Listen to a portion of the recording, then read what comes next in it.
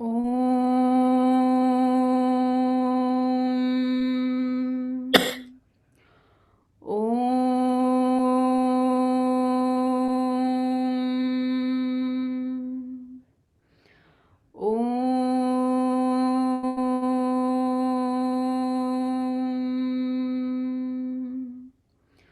ॐ सहना भवतु सहनौ भुनक्तु सह वीर्यङ्करवावहै तेजस्विनावधीतमस्तु मा विद्विषावहै। ॐ शान्ति शान्ति शान्तिः। गुरुर्ब्रह्मा गुरुर्विष्णु गुरुर्देवो महेश्वरः गुरुः साक्षात् परब्रह्म तस्मै श्रीगुरवे नमः। अलंकापुरी पुण्यभूमि पवित्र तिथे नांदतो ज्ञानराजा सुपात्र तया आठविता महापुण्यराशी। नमस्कार माझा सद्गुरु ज्ञानेश्वराशी। ठीक आहे. नमस्कार मंडळी, आपण 4थ्या अध्यायामध्ये आहोत आणि आज महेश करणार आहेत ना गोषवाडा. हो. 12 डिसेंबरला सुरू झालेल्या ज्ञानकर्म संन्यास योग या 4थ्या अध्यायाच्या पहिल्या श्लोकामध्ये श्रीकृष्ण अर्जुनाला सांगतात की मी हा अविनाशी योग कल्पारंभी सूर्याला सांगितला. सूर्याने तो मनुला आणि त्याने त्याच्या मुलाला, असा हा योग दीर्घ काळापासून चालत आलेला आहे. परंतु दीर्घ काळापासून चालत आलेला हा योग या पृथ्वीपासून लुप्त झाला आहे. पुढे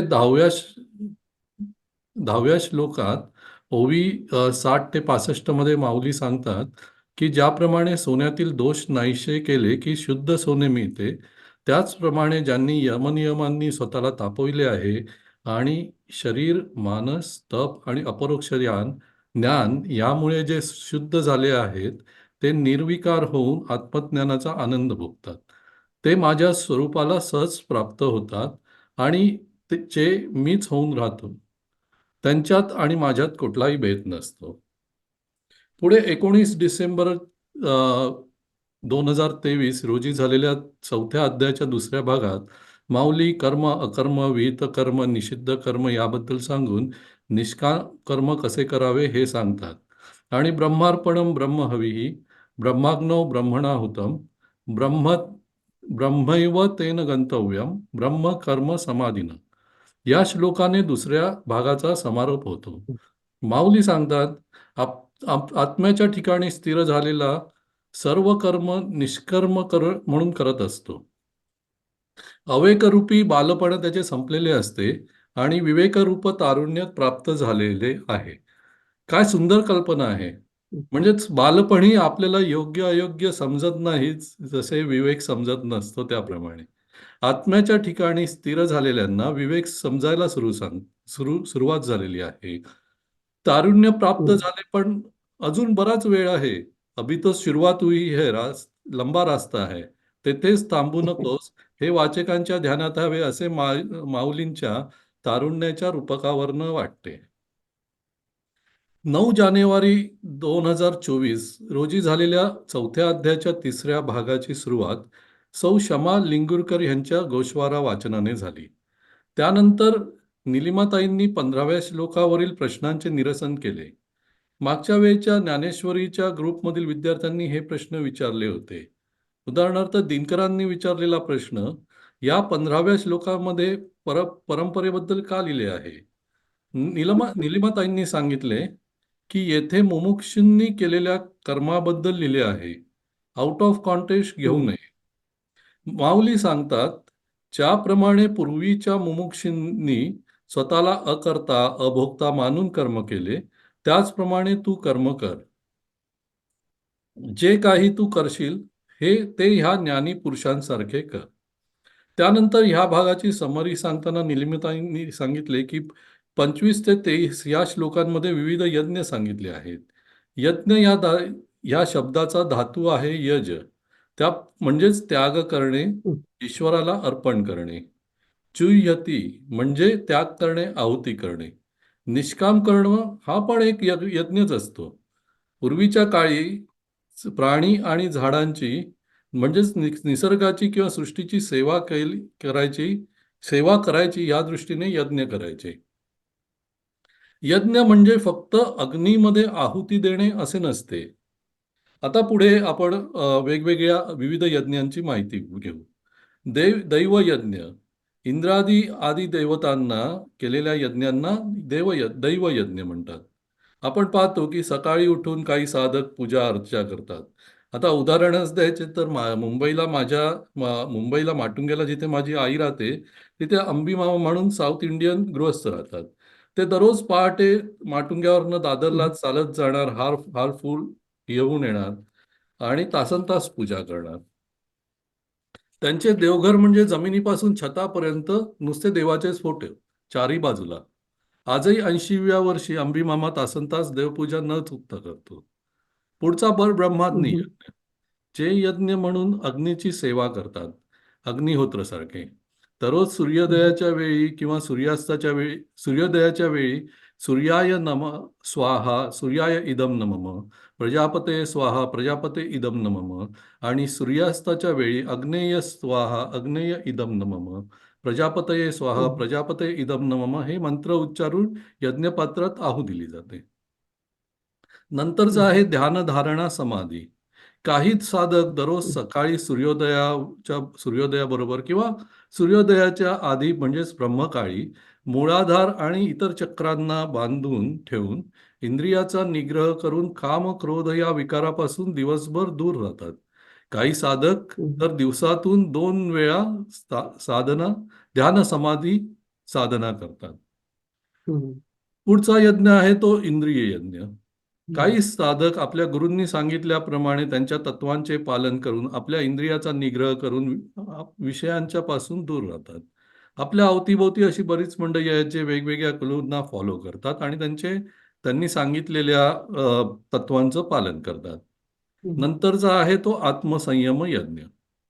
काही साधक जसे रवीने आपण ताक घुसळतो त्याचप्रमाणे गुरूंनी शिकवलेले ज्ञान व त्या ज्ञानविचाराचा मंथा करतात.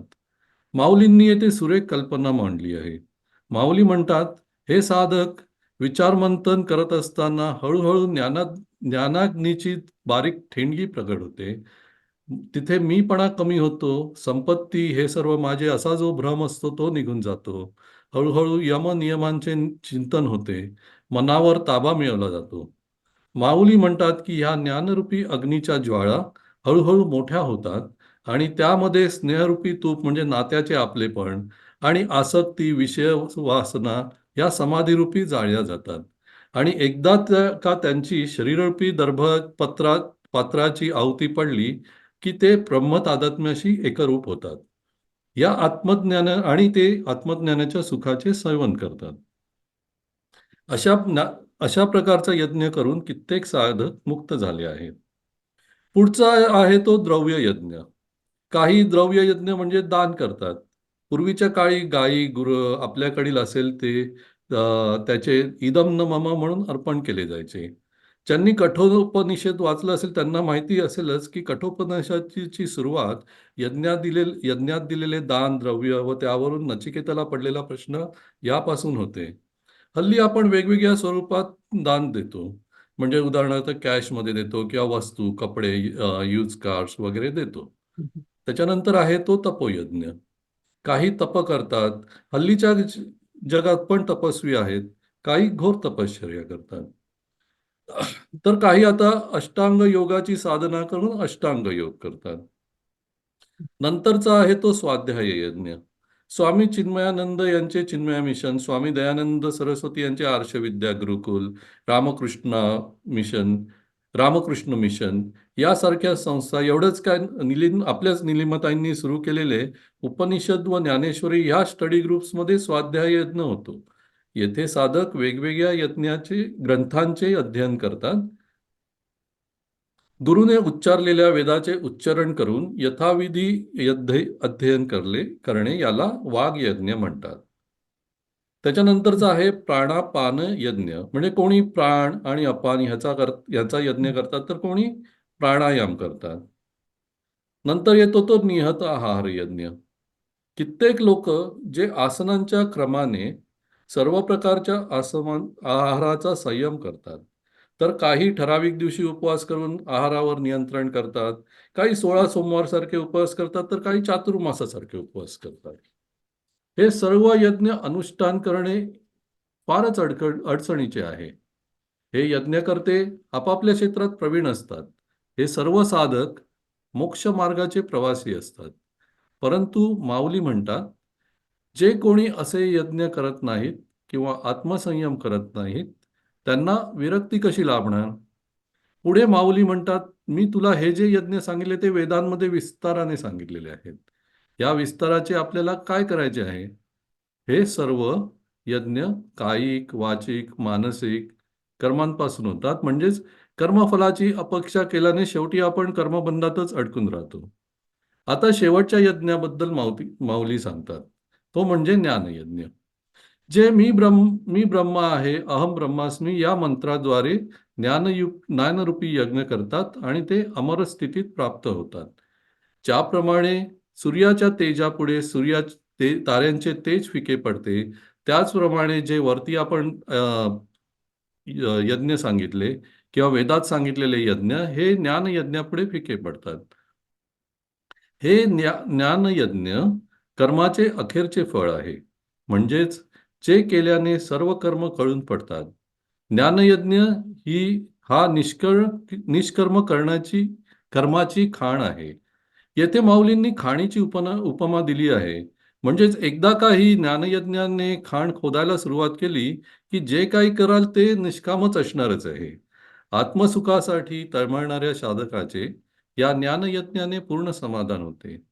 जे ज्ञान मिळाले असता आपल्या ज्या प्रवृत्ती असतात त्या हळूहळू पांगळ्या होत जातात.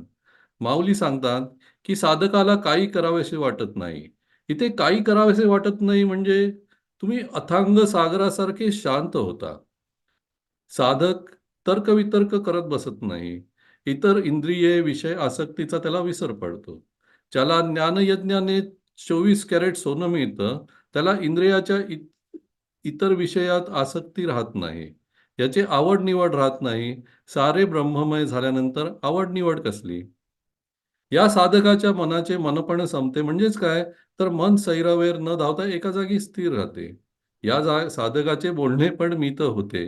म्हणजेच तो मितभाषी होते. आता बोलायचे तर कशाबद्दल बोलायचे? एकच विषय आहे. माऊली म्हणतात, ह्याच्या विवेकाचा हावरेपणा संपतो. वैराग्याचे दारिद्र्य संपते. जे नेय प्रत्यक्ष सापडते.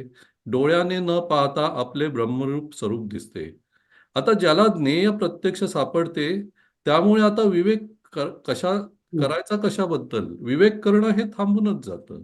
आणि डे बाय डे वैराग्य बिकम्स रिच. म्हणजे जेव्हा ज्ञानेश्वर म्हणतात, माऊली म्हणतात, वैराग्याचे दारिद्र्य संपते, मीन्स डे बाय डे वैराग्य बिकम्स रिच. म्हणजेच प्रत्यक्ष संसारात राहून हा साधक दिवसेंदिवस वैरागी बनत असतो. माऊली सांगतात, हे ज्ञान प्राप्त करायचे असेल किंवा हे ज्ञान तुला मनात आणायचे असेल, अनुभवाचे असेल, तर संतांची, गुरुची सर्व भावे तू सेवा कर. हे संत म्हणजेच ज्ञानालय आहेत, ज्ञानाचे भंडार आहेत.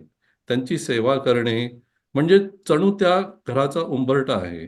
आपल्या देहाने, मनाने आणि जीवभावे संत चरणाला नमस्कार करून त्यांची सेवा कर. आपले जे प्रश्न असतील ते त्यांना विचार. त्यांच्या उपदेशाने अंतःकरण ज्ञानसंपन्न होऊन तू पुन्हा संकल्पाकडे वळणार नाहीस. अशा प्रकारे 4थ्या अध्यायाच्या 3ऱ्या भागात माऊलींनी विविध यज्ञांची माहिती देऊन ज्ञानयज्ञ कसा श्रेष्ठ आहे ते सांगतात आणि गुरूंची मनोभावे सेवा करून त्यांच्याकडून ज्ञान प्राप्त कसे करावे हे सांगतात. माधवीताईंच्या प्रसायदानाने 4थ्या अध्यायाच्या 3ऱ्या भागाची समाप्ती झाली. सारांश: पहिल्या तिन्ही भागांची गुंफण केली असता असे समजून येते की गुरूंची सेवा करून त्यांना प्रश्न विचारून, म्हणजेच त्यांच्याजवळ बसवून, जे आपण उपनिषद म्हणतो, ते करून गुरूंकडनं ज्ञानयज्ञ समजून घे, त्याचा अनुभव घे आणि ब्रह्मरूप होऊन माझ्या स्वरूपाला प्राप्त हो आणि ब्रह्म असलेल्या तुझी सर्व कर्म निष्काम प्रकाराने होऊन ब्रह्ममय हो. छानच सांगितलं तुम्ही, खूप छान कव्हर केलं. हम्म. आणि समजून केलं तुमचे Thank you. अनुभव घालून त्याच्यामध्ये. छान सर. आता आपण माधवीला म्हटलं होतं की तिचं जे मागच्या वेळी तिने आर्टिकल लिहिलं होतं, हा पुढचा जो हे आहे, श्लोकच म्हणायचं, काय म्हणायचं, ओवी, ते ज्ञानपै म्हणते, सांगते. हो. हम्म. तर ॲक्च्युली त्यावेळी आम्ही जेव्हा चालू केलं लास्ट टाइम, पहिला आमचा सेशन जेव्हा झाला होता, निलिमाताईंनी सुरू केलं, जेव्हा मी हे ते ज्ञान पैगा बरवे हे जेव्हा आम्ही वाचलं, त्यावेळी मग मी निलिमाताईंना ॲक्च्युली सांगितलं की लहानपणी मी कसं हे ऐकलेलं आहे आणि आमचा वारकरी संप्रदायाबद्दल. तेव्हा मग त्या मला म्हणाल्या की तू थोडंसं सांग की तुला जे काय माहिती आहे ते. तर म्हणून मी हे लिहिलं होतं आणि त्याच वेळेला आमच्या मराठी मंडळाचा एक दिवाळी हितगुज अंक निघतो. तर मला त्या निलिमाताईंनी खूप हे केलं की नाही तू तो एक आर्टिकल लिही आणि आपण तिथे त्या अंकामध्ये प्रसिद्ध करू. तर त्यामुळे मी हे लिहून काढलेलं एक आर्टिकल तुम्हाला आज शेअर करते.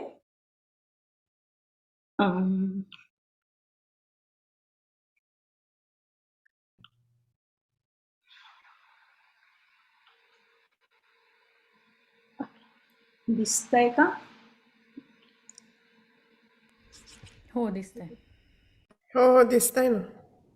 ते ज्ञान पैगा बरवे. गेल्या काही महिन्यांपासून मी ज्ञानेश्वरीचा अभ्यास करते आहे.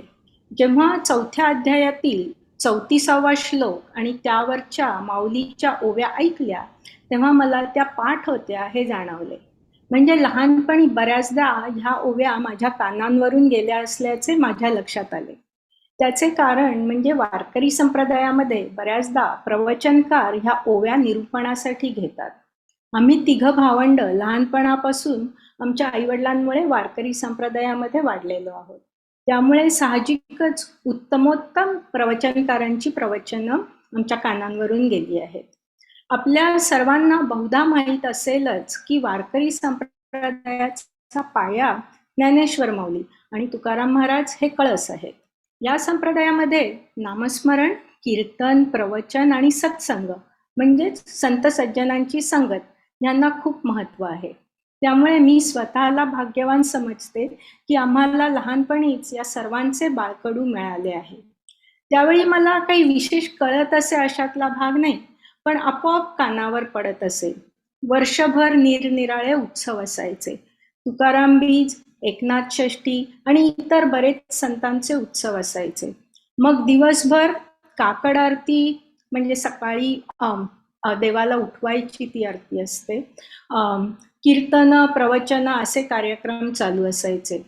कीर्तन आणि प्रवचन ह्यातला फरक काय, तर कीर्तनात निरूपणासाठी एखादा संतांचा अभंग घेतला जातो.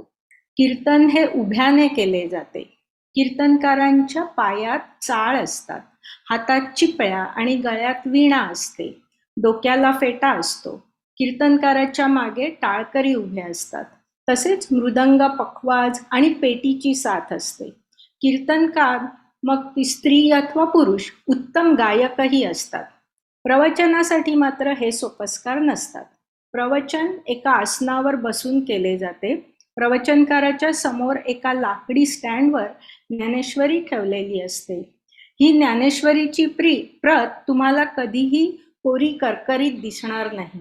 वर्षानुवर्ष नियमितपणे वाचनात असणारी, जिची आतापर्यंत अनेक पारायणे झाली आहेत, अशी ही ज्ञानेश्वरी केशरी भगव्या रंगाच्या मुलायम वस्त्रामध्ये नीट गुंडाळून ठेवलेली असते.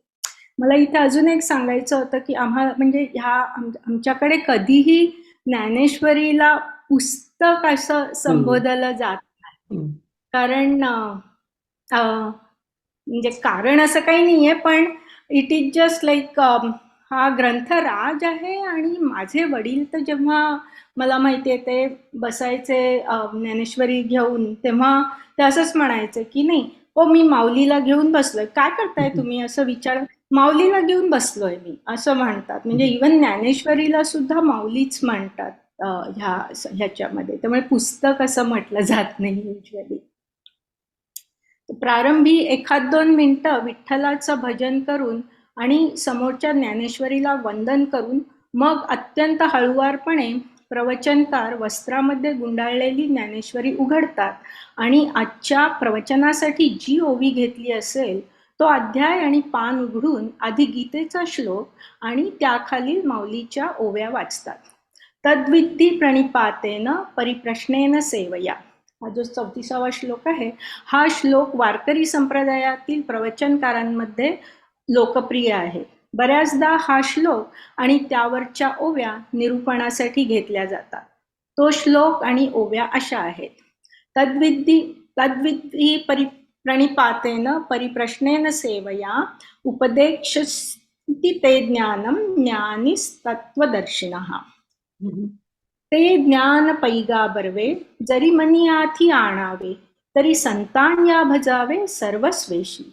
जे ज्ञानाचा कुरुठा तेथ सेवा हा दारवंटा. तो स्वाधीन करी सुभटा गोळगोनी. तरी तनु मनु जीवे चरणासी लागावे आणि अगर्वता करावे दास्य सकळ. मग अपेक्षित जे आपुले तेही सांगती पुसिले जेणे अंतःकरण बोधले संकल्पानये. ज्ञानेश्वर माऊलीच्या ह्या ओव्या अतिशय गोड आहेत आणि त्यातील अक्षरशः प्रत्येक शब्दामध्ये माऊलीने पूर्ण अर्थ भरला आहे.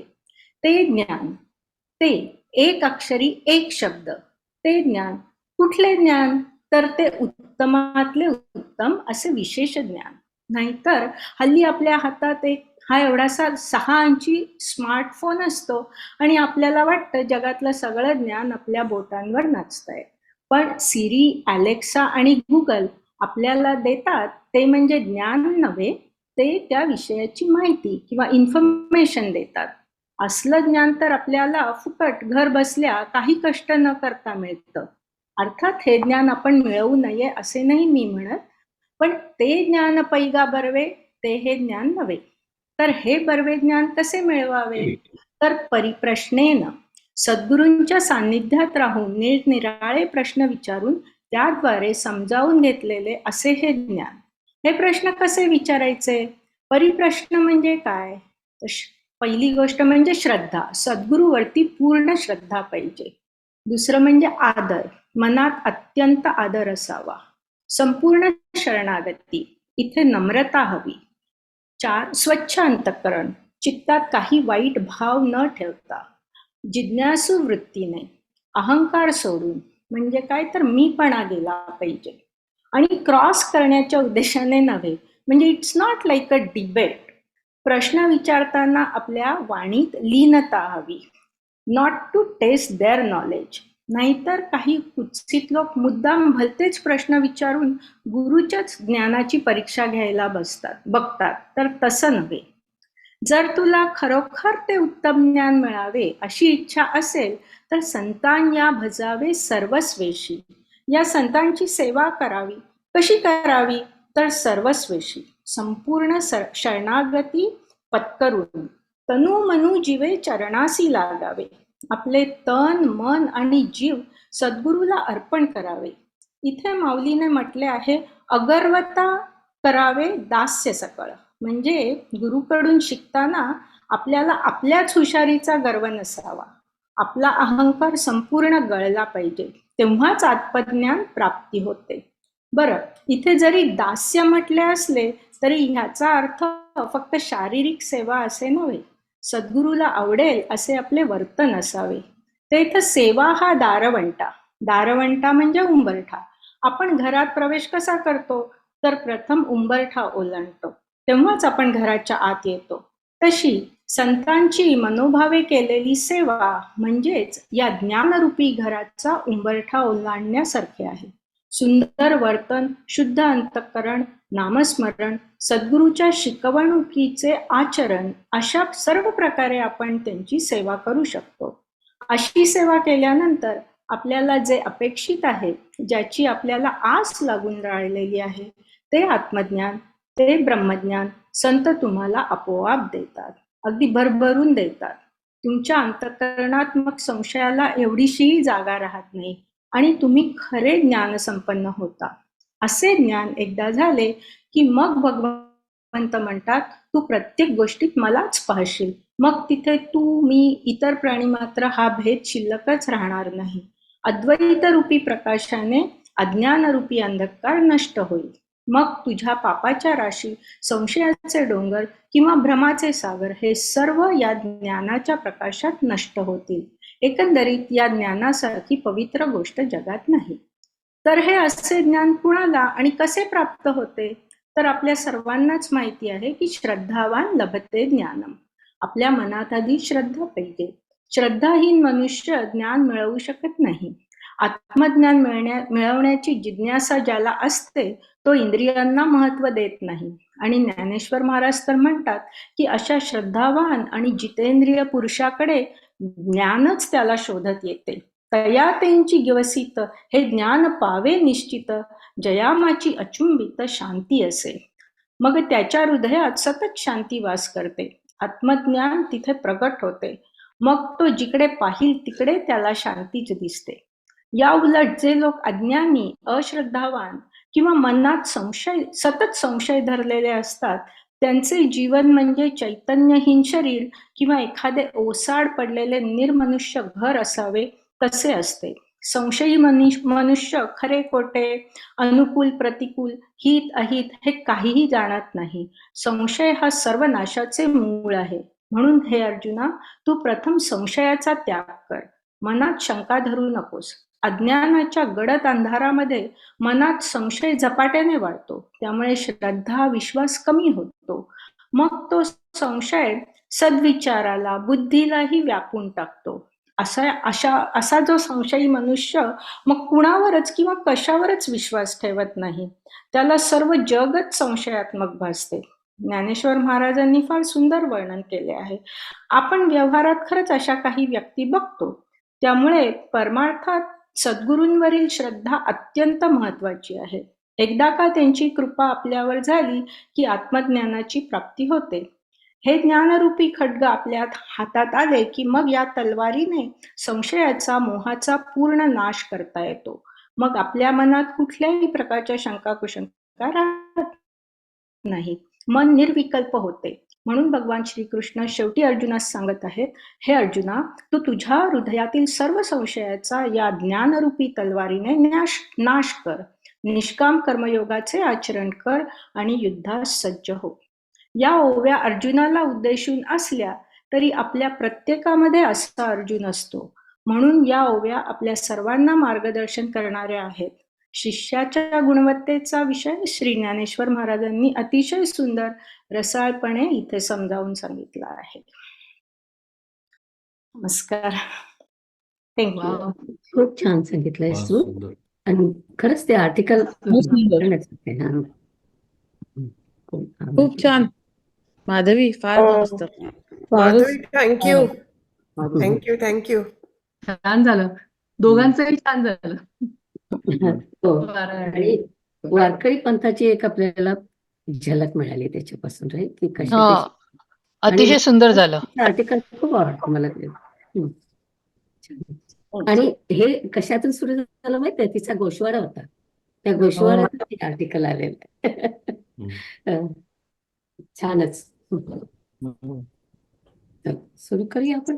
आज कोण मी वाचणार. गप्पून आज 35 पासून वाचणार आहे मी.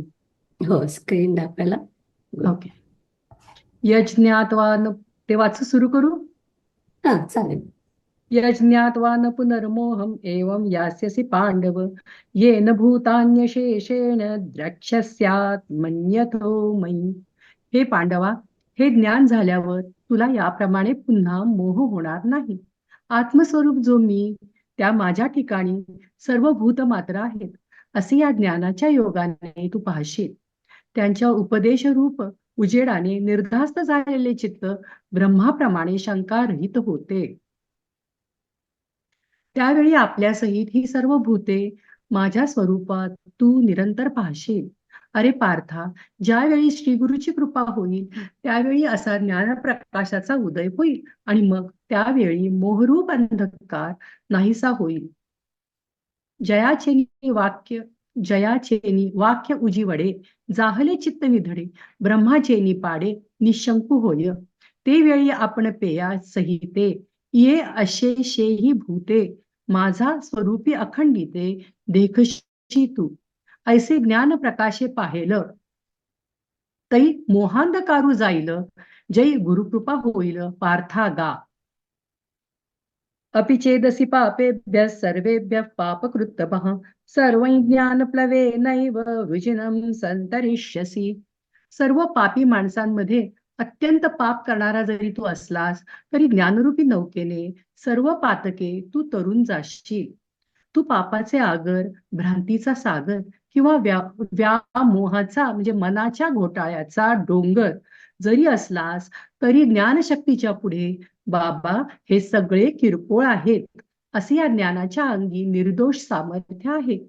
पहा, निराकार परमात्म्याची पडछाया म्हणून असणारा हा जो जगताचा पसारा, तो देखील ज्या ज्ञानाच्या प्रकाशाला पुरत नाही, विश्वाचा निराश करणे याची ही ज्या ज्ञानाच्या सामर्थ्यापुढे किंमत नाही, त्या ज्ञानाला हे मनातील मळ म्हणजे काय आहेत. पण अशी तुलना करणे हेच अनुचित आहे. वास्तविक पाहता यांच्यासारखे समर्थ जगात दुसरे काही नाही.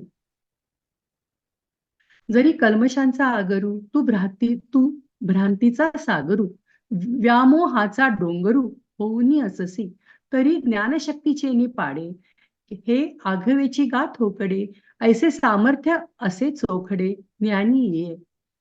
देखे विश्व भ्रमा ऐसा जो अमूर्ताचा कडवसा, तो जयाची या प्रकाशा पुरेची ना.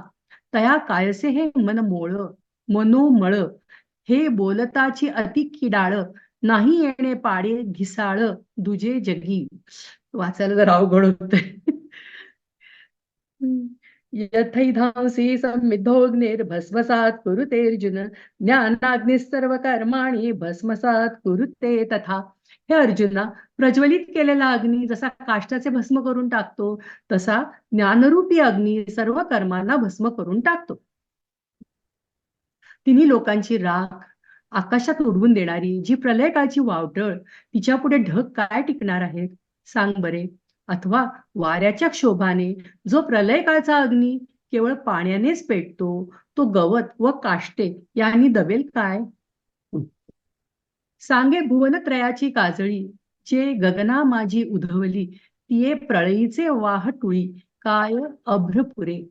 किम पवनाचेनी कोपे, पाणी येची जो पळीपे, तो प्रळया नळू दडपे, तृणे काष्ठे काही. आता 38वा. नहि ज्ञानेन सदृशं पवित्रं इह विद्यते, तत्स्वयं योग संसिद्ध कालेनात्मनि विन्दति. ज्ञानासारखी पवित्र करणं. क्षमाताई, हा महत्वाचा ओके श्लोक आहे ना, थोडं सावकाश वाचा. नहि ज्ञाने, परत श्लोक वाचू का. नहि ज्ञानेन सदृशं पवित्रं इह विद्यते, तत्स्वयं योग संसिद्ध कालेनात्मनि विन्दति. ज्ञानासारखी पवित्र करणारी वस्तू या जगामध्ये कोणतीही नाही. योगाचरणाने स्वतः योग्यता प्राप्त झालेल्या मुमुक्षुला हे आत्मविषयक ज्ञान यथाकाळी प्राप्त होते. असो, म्हणून असे घडणे अशक्य आहे. यावर विचार केला तरी हे अशक्य आहे असे दिसते. एकंदरीत पाहता ज्ञानासारखे पवित्र काही नाही. इहलोकी ज्ञान हे उत्तम आहे. अरे, ज्याप्रमाणे दुसरे चैतन्य नाही, त्याप्रमाणे ज्ञाना इतके उत्तम दुसरे कोठे आहे. या सूर्याच्या कसोटीला लावून पाहता त्याचे प्रतिबिंब जर तेजस्वी आहे असे आढळेल, किंवा आकाशाला कवळू जाता जर कवळता येईल, अथवा योग्यतेने पृथ्वीच्या तोलाचे जर काही मिळेल, तरच अर्जुना ज्ञानाला उपमा सापडेल. म्हणून अनेक प्रकारांनी विचार केला असता व पुन्हा पुन्हा निर्णय करून पाहिले असता असे दिसते की ज्ञानाची पवित्रता ही फक्त ज्ञानाचेच ठिकाणी आहे. अमृताची चव कशासारखी आहे हे निवडून जाता ती अमृतासारखीच आहे असे ज्याप्रमाणे म्हणावे लागते, त्याप्रमाणेच ज्ञानाला ज्ञानाचीच उपमा देणे भाग आहे. आता यापेक्षा ज्ञानाच्या महतीविषयी जास्त बोलणे म्हणजे केवळ वेळ फुकट घालवणे होय. यावर अर्जुन म्हणाला, महाराज, आपण जे बोलत आहात ते खरेच आहे, पण तेच ज्ञान कसे प्राप्त करून घ्यावे असे अर्जुन विचारणार, तोच ते त्याचे मनोगत देवाने जाणले. मग देव म्हणाले, अर्जुना, ज्ञानाच्या प्राप्तीचा उपाय मी तुला सांगतो. आता या गोष्टीकडे नीट चित्त दे. म्हणून असो हे न घडे, ते विचारिताची असंगडे, पुढती ज्ञानाचेनी पाडे, पवित्र न दिसे. एथ ज्ञान हे उत्तम होये, आणि काही एक तैसे के आहे, जैसे चैतन्य का नोहे दुसरे गा. या महातेजाने तेजाचेनी कसे, जरी चोखाळू प्रतिबिंब दिसे. का गिवसिले गिवसे आकाश हे, ना तरी पृथ्वीचेनी पाडे. काटाळे जरी जोडे, तरी उपमा ज्ञानी घडे. पंडुकुमरा, म्हणून बहुती परी पाहता, पुढती निर्धारिता. हे ज्ञानाची पवित्रता ज्ञानीची आथी, जैसे अमृताची चवी निवडीजे, तरी अमृताची सारिखे म्हणीजे. तैसे ज्ञान हे उपमीजे ज्ञानेसीची. आता यावरी जे बोलणे ते वायाची वेळू फेडणे. तव साचची जी हे पार्थू म्हणे, जे बोलत असा परी त्याची ज्ञान केवी जाणावे. ऐसे अर्जुने जव पुसावे, तव ते मनोगत देवे जाणीतले. मग म्हणतसे किरीटी, आता चित्त देई ये गोठी, सांगेन ज्ञानाची ये भेटी, उपाय तुझ. छान. पुढचा पण खूप महत्वाचा आहे. श्रद्धावान लभते ज्ञानम. श्रद्धावान लभते ज्ञानं तत्पर संयतेन्द्रियः, ज्ञानं लब्ध्वा परां शांतिं अचिरेणाधिगच्छति. श्रद्धावान, तत्पर आणि जितेंद्रिय अशा मनुष्याला ज्ञान प्राप्त होते. ज्ञान प्राप्त झाल्याबरोबर अत्यंत श्रेष्ठ अशी शांती त्याला प्राप्त होते. तर एक मिनिट मला इथे बोलायचंय थोडं, की श्रद्धावान लभते ज्ञानम असं म्हटलंय. पण श्रद्धा कशावरची? पहिल्यांदा श्रद्धा म्हणजे काय? तर श्रद्धा म्हणजे एक प्रकारचा विश्वास असतो आपल्याकडे. आपण हे काय वाचतोय त्याच्यावरती आपला विश्वास आहे की हे सगळं आपण शिकतोय ते बरोबर आहे. तर श्रद्धावान लभते ज्ञानम याच्यामध्ये आपल्या वैदिक धर्मांवरती आपली श्रद्धा पाहिजे, आपल्या गुरुबद्दल आपली श्रद्धा पाहिजे की आपले गुरु काही चुकीचं सांगत नाही अशा प्रकारे. आणि आपण जी काय पुस्तकं वाचतो त्याच्या अनुषंगाने त्या सगळ्यावरती आपली श्रद्धा पाहिजे की हे सगळं बरोबर आहे म्हणून. म्हणजे कदाचित आपल्याला प्रश्न येईल की हा असं म्हणतात ते बरोबर आहे की नाही. तो प्रश्न तुम्ही गुरुला विचारू शकता की असं इथे म्हटलंय, मग दुसरीकडे जसं मागच्या वेळी आपण देनकरचा प्रश्न बघितला होता की इथे परंपरा म्हटलंय त्यांनी, आणि आधी तर आपण म्हटलं की परंपरा वगैरे काही नाही, सगळ्या तुमच्या इंडिव्हिज्युअल ज्या काय जाती म्हणजे स्वभाव असतात त्याप्रमाणे तुमच्या जाती असतात. मग तुम्ही परंपरा कसं म्हणताय? तर तेव्हा त्यांनी सांगितलं होतं की परंपरा कशाची, तर मुमुक्षू लोकांची ती परंपरा आपल्याला पुढे. तर असा जर का तुमच्या मनात प्रश्न आला तर तुम्ही विचारू शकता, पण आपल्याला श्रद्धा पाहिजे की हे जे आपण वाचतोय ते सगळं महत्वाचं आहे. तर मी जेव्हा वेदांताचा अभ्यास करायला लागले आणि त्याच्यापैकी माझं नॉलेज अगदी एवढंच आहे, पण मग आपल्या लक्षात येतं की अरे बाबा याच्यामध्ये केवढं ज्ञान आहे. म्हणजे एवढं शिकल्यानंतर मला असं वाटतं की अजून मला आणखीन एक तरी जन्म पाहिजे एवढं सगळं बाकीचं शिकायला. आणि कधी कधी आपले काय गैरसमज असतात. सॉरी, मला खोकला येतो म्हणून मी तोंडात गोळी ठेवली. तर त्याच्यामध्ये कसं, मी तुम्हाला उदाहरण देते की आपल्याकडे म्हणतात ना, न स्त्री स्वातंत्र्य मारती. तर मला म्हणजे स्त्री स्वातंत्र्याचे मी पुरस्कर्ते असल्यामुळे मला खूप तडकायची मी तेव्हा. असं कसं म्हणतात की स्त्रीला स्वातंत्र्य नाही म्हणून. पण जेव्हा मी त्या आश्रमात गेले होते, पण तेव्हा एक आमचे आचार्य, म्हणजे ऍक्च्युली स्वामीजींशी नाहीच बोलले मी एका आचार्याशी बोलले. ते म्हटलं, हे म्हणतात ते खरंच असं म्हणून असं लिहिलेलं आहे का की न स्त्री स्वातंत्र्य महर्ती? तर ते आचार्य होते, ते हसायला लागले. ते म्हणे, हा अगदी बरोबर आहे, पण तुम्ही आउट ऑफ रेफरन्स ते घेताय आणि म्हणून तुम्हाला ते चुकीचं वाटतंय. तर मग त्यांनी मला सांगितलं, आणि अर्थात माझं अज्ञानच होतं त्याच्याबद्दलचं. तर त्यांनी सांगितलं की आपल्या धर्मात विवाहामध्ये जोडीदार जे असतात त्याच्यामध्ये नियम असा आहे की नवऱ्याने काही पुण्य केलं तर त्यातलं अर्ध पुण्य बाईला मिळतं. पण जर बाईने काही पाप केलं तर ते अर्ध पाप नवऱ्याकडे जातं. आणि म्हणून त्यांना असं म्हणायचं की आपल्याला नवऱ्याचं पुण्य तर हवंच असतं, पण आपण पाप केलं तर त्याला पण अर्ध उगाचच पाप मिळेल ना. म्हणून तिला म्हणजे स्वातंत्र्य नाही अशा दृष्टीने की तिने हे आपलं जे बंधन आहे आपल्यावर की आपल्यातलं अर्ध पाप त्या कोणाला तरी आणखी जाणार आहे, ही जबाबदारी तिने घ्यायला पाहिजे, अशा प्रकारचा तो अर्थ आहे. तर मला हे काही माहिती नव्हतं. मला वाटायचं की कशातच स्त्रीला स्वातंत्र्य नाही असं त्यांना म्हणायचे. ते म्हटलं, नाही असं नाही आहे, फक्त तुम्ही जेव्हा वागता तेव्हा जर का तुम्ही म्हणजे बेसिकली पाप करायचं असेल त्याच्याबद्दल विचार करायचा आहे की याच्यातलं अर्ध पाप दुसऱ्या कोणाला जाणार आहे. नवरा आता असू दे, पण दुसऱ्या एका व्यक्तीला जाणार ही आपण लक्षात ठेवायचं. तर अशा प्रकारचे आपले जे छोटे छोटे समाजामुळेच कदाचित असे आपल्या असतात गैरसमज, तर ते आपण कुणाकडून तरी काढून घ्यायला पाहिजे. अर्थातच म्हणजे मी आपल्या घरात काय विचारलं, माझे आजोबा सगळे शिकले होते, पण त्यांना जाऊन विचारायची मला काही म्हणजे प्राज्ञा नव्हती की जाऊन त्यांना प्रश्न विचारायचे. पण कुठल्या तरी एखाद्या चांगल्या गुरुकडे जाऊन आपल्याला ते विचारायला पाहिजे. आणि माझं तर आपण जे शिकतो आता आपण म्हणतो की श्रद्धा बांधला होते ज्ञानम, माझा त्याच्यावर पूर्ण विश्वास आहे की आपण जे शिकतो ना इतकं सगळं सुंदर ज्ञान येते. आणि हा जर का मला असं वाटलं की हे बरोबर नाही आहे तर ते माझं अज्ञान आहे असं मी समजत असते. तर म्हणून मला म्हणजे हा श्लोक आणि त्याच्या खाली जे काय ज्ञानेश्वरांनी लिहिलं आहे ते पण फार सुंदर लिहिलं आहे. आता पुढे जाऊया. श्रद्धावान, तत्पर आणि जितेंद्रिय अशा मनुष्याला ज्ञान प्राप्त होते. ज्ञान प्राप्त झाल्याबरोबर अत्यंत श्रेष्ठ अशी शांती त्याला प्राप्त होते.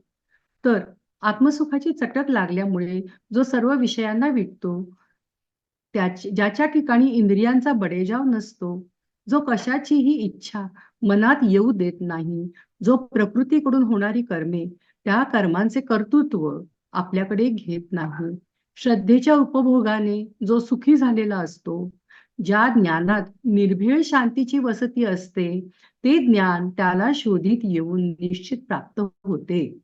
ते ज्ञान अंतःकरणात स्थिर होते आणि मग शांतीचा अंकुर फुटतो. मग आत्मज्ञानाचा विस्तार पुष्कळच प्रगट होतो. मग जिकडे पाहिल तिकडे त्याला शांतीच दिसते. त्या अमर्याद शांतीचे पैलतीर कुठे आहे हे विचार करूनही समजत नाही. अशा या ज्ञानरूप बीजाचा उत्तरोत्तर होत जाणारा विस्तार सांगू लागलो तर तो अपार आहे, पण ते आता राहू दे. तरी आत्मसुखाची या गोडिया विटे जो का सकळ विषया, जयाचा ठाई इंद्रिया मानू नाही.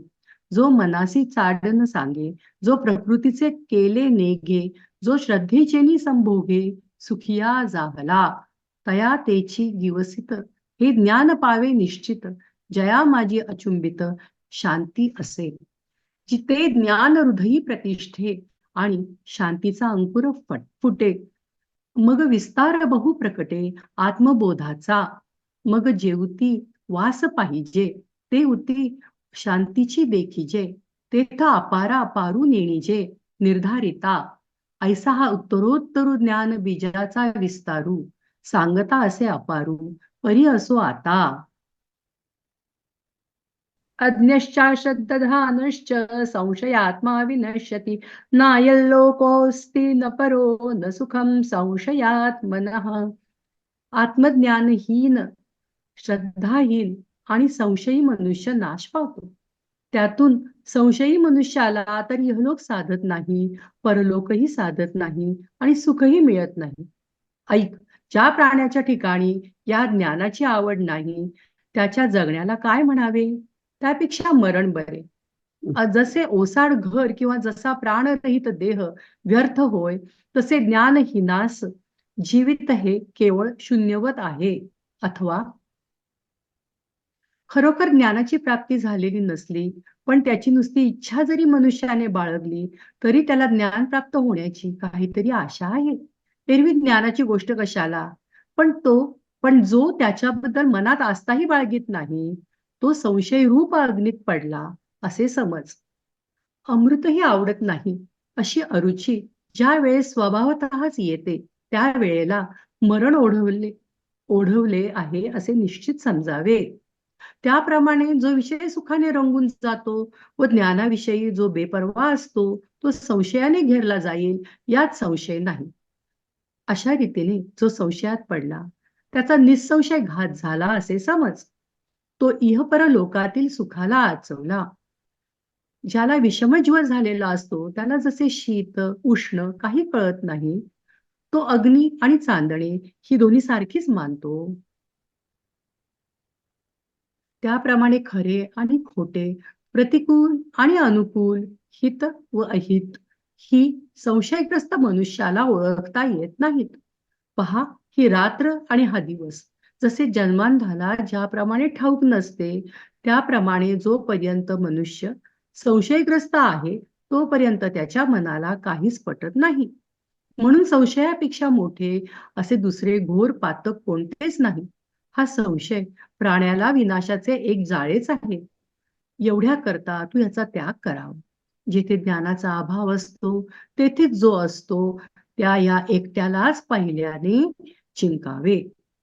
जेव्हा अज्ञानाचा गाढ अंधार पडतो, तेव्हा हा मनात फार वाढतो, म्हणून श्रद्धेचा मार्ग अगदीच बंद पडतो.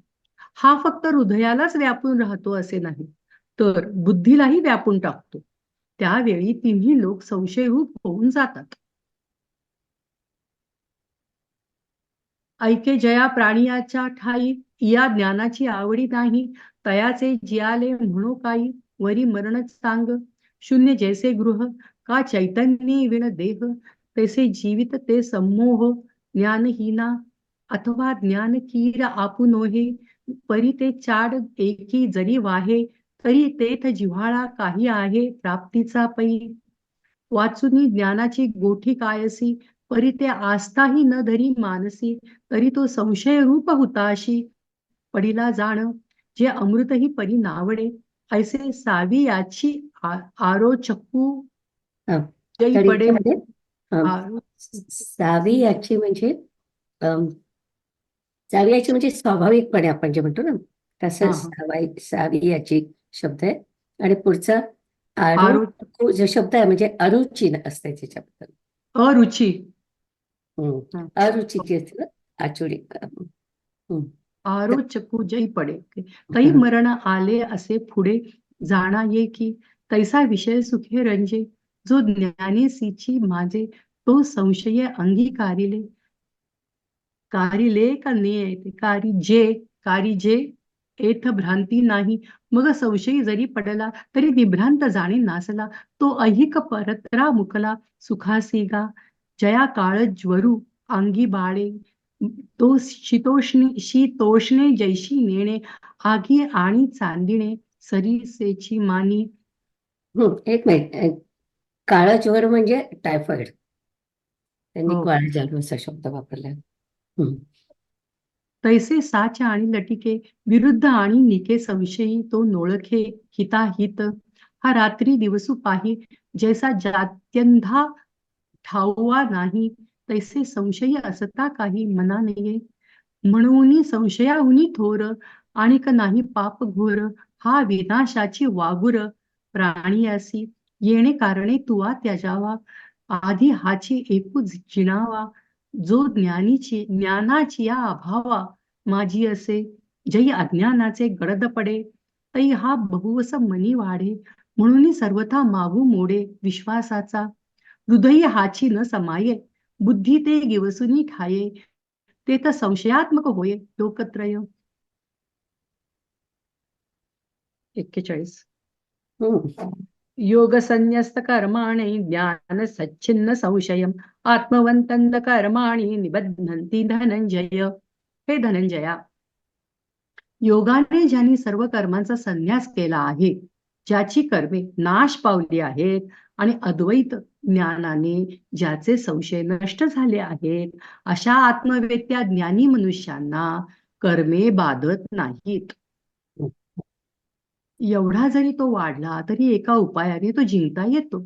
चांगले ज्ञानरूप खड्ग जर हाती असेल तर त्या ज्ञानरूपी तीक्ष्ण शस्त्राने हा संपूर्ण नाश पावतो. मग मनावरील सर्व मळ निश्चेष नाहीसा होतो. ऐसा जरी थोरावे तरी उपाये एके आगवे, जरी हाती होय बरवे ज्ञान खड्ग, तरी तेने ज्ञानशस्त्रे तिखटे. निखळू हा निवटे, मग निश्शेष खता फिटे मानसीचा. 42.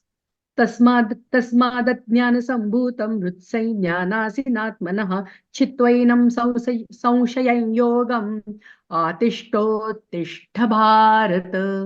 म्हणून अज्ञानापासून उत्पन्न झालेल्या व स्वतःच्या हृदयाच्या ठिकाणी असलेल्या त्या संशयाचा ज्ञानरूपी खड्गाने छेद करून आपल्या क्षात्र धर्माला उचित अशा कर्मयोगाचा अवलंब कर. हे भरत कुलोत्पन्ना, युद्धाला उभा राहा.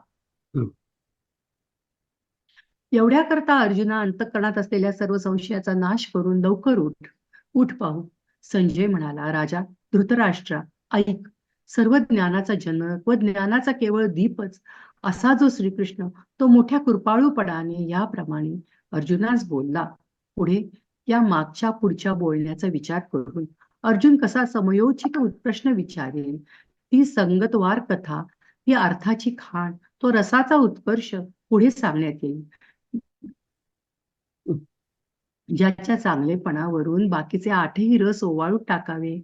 जो या जगात सज्जनांच्या बुद्धीचे विश्रांती स्थान आहे, तो शांत रसच ज्यात अपूर्वतेने प्रगटेल, जे अर्थपूर्ण व समुद्रापेक्षा गंभीर आहेत, ते मराठी बोलाई. सूर्यबिंब जरी बचके एवढे दिसते तरी त्याच्या प्रकाशाला त्रिभुवन अपुरे पडते. त्याचप्रमाणे या शब्दांची व्याप्ती आहे असे अनुभवास येईल. अथवा इच्छा करणाऱ्यांच्या संकल्पाप्रमाणे कल्पवृक्ष फळे देतो, त्याप्रमाणे हे बोल व्यापक आहेत म्हणून नीट लक्ष द्यावे. पण हे राहू द्या, जास्त काय सांगावे. जे सर्वज्ञ आहेत त्यांना आपोआप समजतेच आहे, तरी नीट लक्ष द्यावे हीच माझी विनंती आहे. ज्याप्रमाणे एखादी स्त्री रूप, गुण आणि कुल यांनी युक्त आणि पतिव्रताही असावी, त्याप्रमाणे या बोलण्याच्या पद्धतीला शांत रसाला अलंकाराची जोड दिलेली दिसेल. आधी साखर प्रिय आणि त्यात ती जर औषध म्हणून मिळाली तर मग आनंदाने तिचे वारंवार सेवन का न करावे. मलय पर्वतावरील वारा स्वभावतःच मंद सुगंधी असतो. त्यातच जर त्याला अमृताची गोडी प्राप्त होईल आणि दैवयोगाने त्याच्या ठिकाणीच सुस्वर उत्पन्न होईल, तर तो आपल्या स्पर्शाने सर्व शरीर शांत करेल, आपल्या गोडीने जिभेला नाचवेल. त्याप्रमाणे कानांकडून वाहवा मिळवेल. तसेच या कथेच्या श्रवणाने होणार आहे. एकतर कानाचे पारणे फिटेल आणि दुसरे अनायासे संसार दुःखाचे समूळ उच्चाटन होईल. जर मंत्र प्रयोगानेच शत्रूस ठार करता येईल तर कमरेस कट्यार व्यर्थ का बांधून ठेवावी. जर दुधाने व साखरेनेच रोग नाहीसा होईल तर कडुनिंबाचा रस पिण्याचे काय कारण. त्याप्रमाणे मनाला न मारता, इंद्रियांना दुःख न देता येथे नुसत्या ऐकण्यानेच घर बसल्या मोक्ष मिळणार आहे. म्हणून प्रसन्न मनाने हा गीतार्थ चांगला ऐका, असे निवृत्तीनाथांचे शिष्य ज्ञानदेव म्हणतात. या कारणे पार्था कुठी वेगी वरवता, नाशू करोनी हृदयस्था संशयासी. ऐसे सर्व ज्ञानाचा बापू जो कृष्ण ज्ञान दीपू, तो म्हणतसे सकृपू. ऐके राया तव या पूर्वापर बोलाचा, विचारुनी कुमरू पंडूचा, कैसा प्रश्न अवसरीचा करिता होईल. ते कथेची संगती, भावाची संपत्ती, रसाची उन्नती, म्हणी पेल पुढा, जयाची या बरवेपणी, की जे आठा रसांची ओवाळणी, जो सज्जनाची आयणी, विसावा जगी, तो शांतूचे अभिनवेल ते परी असा मराठे बोल, जे समुद्राहुनी खोल अर्थ भरती, जैसे बिंब तरी बचके एवढे, परिप्रकाशात त्रैलोक्य थोकडे, शब्दाची व्याप्ती तेळी पाडे अनुभवावी, ना तरी कामी तर याची या इच्छा, फळे कल्पवृक्षु जैसा, बोलू व्यापकू होय तैसा, तरी अवधान द्यावे, हे असो काय म्हणावे, सर्वज्ञ जाणती स्वभावे, तरी निके चित्त द्यावे, हे विनंती माझी, जेथ साहित्य आणि शांती, जे रेखा दिसे बोलती, जैसी लावण्य गुण कुळवती आणि पतिव्रता, आधीची साखर आवडे आणि तेची जरी ओखंदी जोडे, तरी सेवावी कान कोडे नावा नावा, सहजे मलया निलू मंद सुगंधू, तया अमृताचा होय स्वादू, आणि तेथेची जोडे नांदू, जरी दैवगत्या, तरी स्पर्शे सर्वांग निववी, स्वादे जिव्हे ते नाचवी, तेवेची काना करवी, म्हणवी बापू माझा, तैसे कथेचे ये ऐकणे, ऐक एक श्रवणासी होय पारणे, आणि संसार दुःख मुळवणे, विकृती विणे, जरी मंत्रीची वैरी मरे, तरी वायाची का बांधावी कटारे, रोग जाय दुधे साखरे, तरी निंब का पियावा, तैसा मनाचा मारू न करिता, आणि इंद्रिया दुःख न देता, एथ मोक्षू असे आयता, श्रवणाची माझी म्हणून अथिलिया आराणुका, गीतार्थू हा निका, ज्ञानदेव म्हणे ऐका, वृत्ती दासू. छान. इति श्रीमद्भगवद इति ओम तत्सत्. मॅडम, श्रीमद्भगवद्गीतासु उपनिषत्सु ब्रह्मविद्यायां योगशास्त्रे श्रीकृष्णार्जुन संवादे ज्ञानकर्म संन्यास योगो नाम चतुर्थोऽध्यायः. ओम श्रीकृष्णार्पणमस्तु. श्री सच्चिदानंदार्पणमस्तु. छान. ते संपवलं. जुनं मराठी वाचायला जरा त्रास होतो मला. पण तुम्ही खूपच छान वाचता. जरा अडखळते मी. बरोबर वाचतात. सावकाश वाचला तरी चालेल थोडस. तुम्ही छान वाचता पण. अडखळायला होतं. माझं तर बघूच नका. नकळत वेग वाढत जातो, त्यामुळे जरा हे होतं. आणि नकळत वाचताना वेग वाढतो. माधवी आणि महेश कुठे गेला? हा, महेश. दोघांचे छान झालं आज, आणि आजचं वाचन पण दोघांचं छान झालं. Very good. चला घेतली म्हणूया आपण. आता विश्वात्मके देवे येणे वाग्यज्ञे तोषावे, तोषो निमज द्यावे पसाय दानहे, जे खळांची व्यंकटी सांडो, तया सत्कर्मी रती वाढो, भूता परस्परे पडो, मैत्र जीवांचे दुरितांचे तिमिर जावो, विश्वस्वधर्म सूर्ये पाहो, जो जे वांछील तो ते लाहो, प्राणिजात वर्षत सकळ मंगळी, ईश्वर निष्ठांची मांदियाळी, अनवरत भूमंडळी, भेट तू भूता चला कल्पतरूंचे आरव, चेतना चिंतामणींचे गाव, बोलते जे अर्णव पियुषांचे, चंद्रमे जे अलांछन, मार्तंड जे तापहीन, ते सर्वाही सदा सज्जन, सोय रे होतु किंबहुना सर्वसुखी, पूर्ण होवो नितीहि लोकी, भजिजो आदिपुरुखी, अखंडित आणि ग्रंथोपजीविये, विशेषी लोकी दृष्टादृष्ट विजये, होवावेजी येथ म्हणे श्री विश्वेश्वरावो, हा होईल दान पसाओ, येणे वरे ज्ञान देवो, सुखिया झाला, सुखिया झाला, सुखिया झाला. ओम पूर्णमदः पूर्णमिदं पूर्णात् पूर्णमुदच्यते, पूर्णस्य पूर्णमादाय पूर्णमेवावशिष्यते. ॐ शान्ति शान्ति शान्तिः. छान.